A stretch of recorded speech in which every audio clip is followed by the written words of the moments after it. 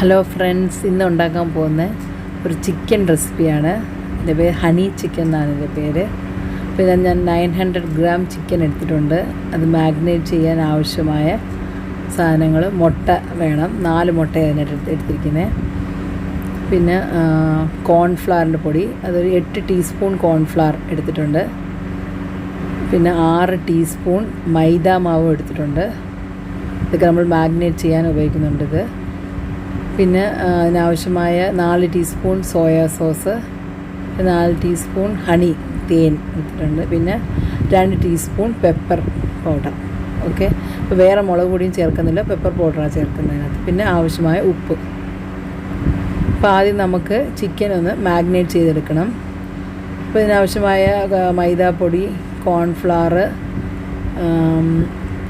പിന്നെ pepper powder, ഇതൊക്കെ വെച്ച് നമ്മളിത് മാഗ്നേറ്റ് ചെയ്തെടുക്കാൻ പോകുന്നത്. സോ ഇവിടെ ചിക്കൻ എടുത്തിരിക്കുന്നത് 900 ഗ്രാം ചിക്കൻ അളവാണ് ഞാൻ പറയുന്നത്. ഇപ്പോൾ ചെറിയ ചെറിയ പീസായിട്ടുള്ള ചിക്കൻ, ബോൺലെസ് ചിക്കൻ കൊണ്ടാണ് നമ്മൾ ചെയ്യുന്നത്.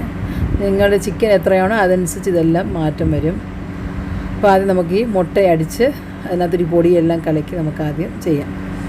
അപ്പോൾ അല്ലാതെ നമ്മൾ ചിക്കനകത്ത് നേരെ മുട്ട അടിച്ച് ചെയ്യാൻ പറ്റും.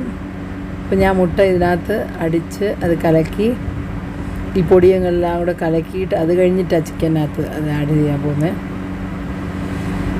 ഇപ്പോൾ മുട്ട നല്ലപോലെ ഒന്ന് അടിച്ചെടുക്കുക. അടിച്ചതിന് ശേഷം അത് നമുക്ക് 8 ടീസ്പൂൺ കോൺഫ്ലവറിൻ്റെ പൊടി ഇതിനകത്തോട്ട് ചേർക്കാം. 8 ടീസ്പൂൺ കോൺഫ്ലവർ പൊടി ചേർത്ത് നല്ലപോലെ ആ മാവ് നല്ലപോലെ മുട്ടയും മാവുമായിട്ട് അടിച്ചെടുക്കുക. അപ്പോൾ അതിൻ്റെ കൂട്ടത്തിൽ നമുക്ക് 6 ടീസ്പൂൺ മൈദ പൊടി ചേർക്കാം. പിന്നെ പെപ്പർ പൗഡർ, ഞാൻ 2 ടീസ്പൂൺ പെപ്പർ പൗഡർ എടുത്തിട്ടുണ്ട്. അപ്പോൾ എല്ലാം കൂടെ ഒന്ന് മിക്സ് ചെയ്യാം. കണ്ടില്ലേ, എല്ലാം കൂടെ മിക്സ് ചെയ്തിട്ട് ഒത്തിരി മിക്സ് ചെയ്യണമെന്നുണ്ടെങ്കിൽ നമ്മൾ പിന്നെ ചിക്കനകത്ത് മിക്സ് ചെയ്താൽ മതി. ഇപ്പോൾ നമ്മൾ ചിക്കൻ ഈ ചിക്കനകത്തോട്ടിടാം. ചിക്കനകത്തിട്ടിട്ട് പിന്നെ ഉപ്പും ചേർക്കണം. ഓൾറെഡി ഞാൻ പെപ്പറിനകത്ത് ഉപ്പിട്ടാണ് പൊടിച്ച് വെച്ചിരിക്കുന്നത്. അപ്പോൾ അതിനനുസരിച്ചുള്ള ഉപ്പാണ് ഞാൻ ചേർക്കുന്നത്. നിങ്ങൾ എത്ര ചിക്കൻ എടുക്കണോ അതനുസരിച്ച് ഈ അളവിനെല്ലാം മാറ്റം വരും. മുട്ടയായാലും മൈദയായാലും കോൺഫ്ലവർ എല്ലാം മാറ്റം വരും. അപ്പോൾ ഇത് നല്ലപോലെ ഒന്ന് ഇളക്കി യോജിപ്പിച്ച് ഒരു മണിക്കൂറോളം റെസ്റ്റ് ചെയ്യാൻ വയ്ക്കാം. അതായത് ഫ്രിഡ്ജിനകത്താണ് റെസ്റ്റ് ചെയ്യാൻ വയ്ക്കാൻ പോകുന്നത്. ഓക്കെ, നമുക്കിനി 1 മണിക്കൂർ കഴിഞ്ഞു. ഞാനത് ചിക്കനൊക്കെ മുറിച്ചെടുക്കാൻ പോകാമെന്ന് കണ്ടില്ലയോ. മാഗ്നേറ്റ് ചെയ്ത ചിക്കനാണ്. 1 മണിക്കൂറോളം ഫ്രിഡ്ജിനകത്ത് വെച്ചിരുന്നു.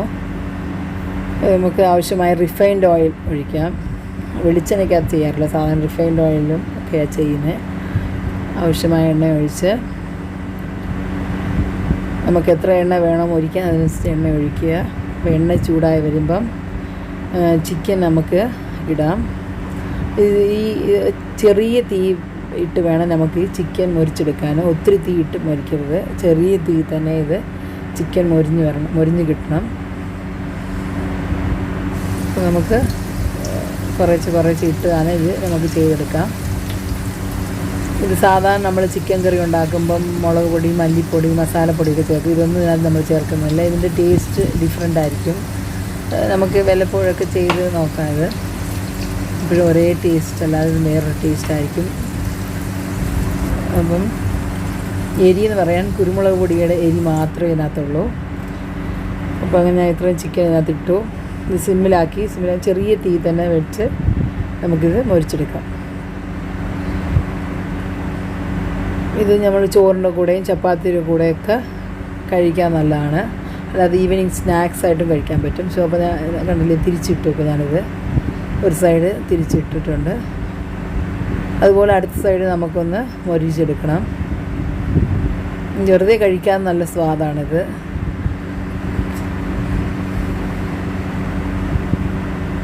അപ്പോൾ നമുക്കതങ്ങനെ മൊരിച്ചെടുക്കുന്നുണ്ട്. ഇപ്പോൾ പിന്നെയും ചെറിയ തീ തന്നെ, തീ കൂട്ടേണ്ട ആവശ്യമില്ല. ആ സെയിം ചെറിയ തീ തന്നെ ഇട്ട് നമുക്കത് മൊരിച്ചെടുക്കാം. ഇച്ചിരി സമയം എടുക്കുന്നേ ഉള്ളൂ, പക്ഷേ നല്ല രുചിയുള്ള ഡിഷാണിത്.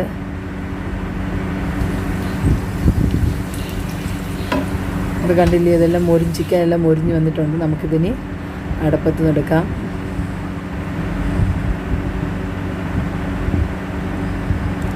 അതുപോലെ എനിക്കിനി ഒരു ട്രിപ്പ് കൂടെ ഇട്ട് ചെയ്യാനുണ്ട്. കണ്ടില്ലേ, ചിക്കൻ എല്ലാം മുരിഞ്ഞ് കിട്ടിയിട്ടുണ്ട്. ഇനി അടുത്ത സെക്കൻഡ് ട്രിപ്പ് കൂടെ ഇട്ട് നമുക്ക് അതുപോലെ സെയിം ആയിട്ട് അതേപോലെ തന്നെ ചെറിയ തീയിട്ട് വേവിച്ചെടുക്കണം.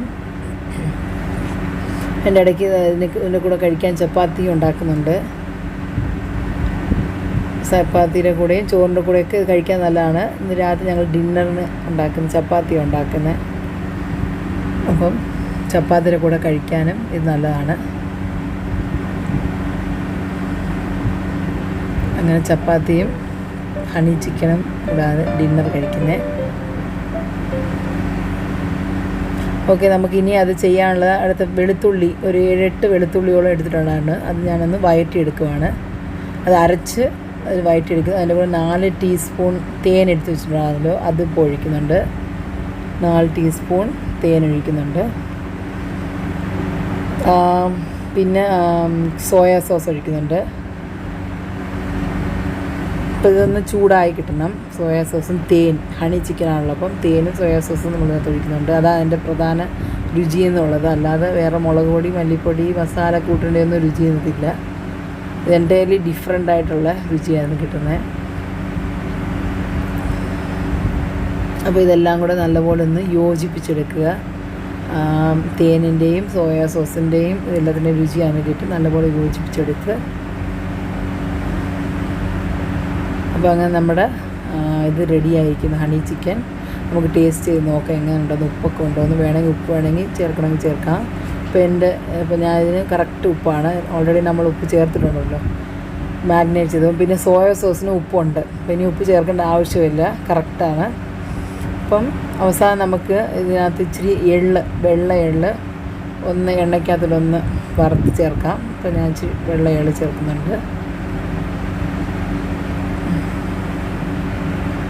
അങ്ങനെ നമ്മുടെ ഹണി ചിക്കൻ റെഡി ആയിട്ടുണ്ട്.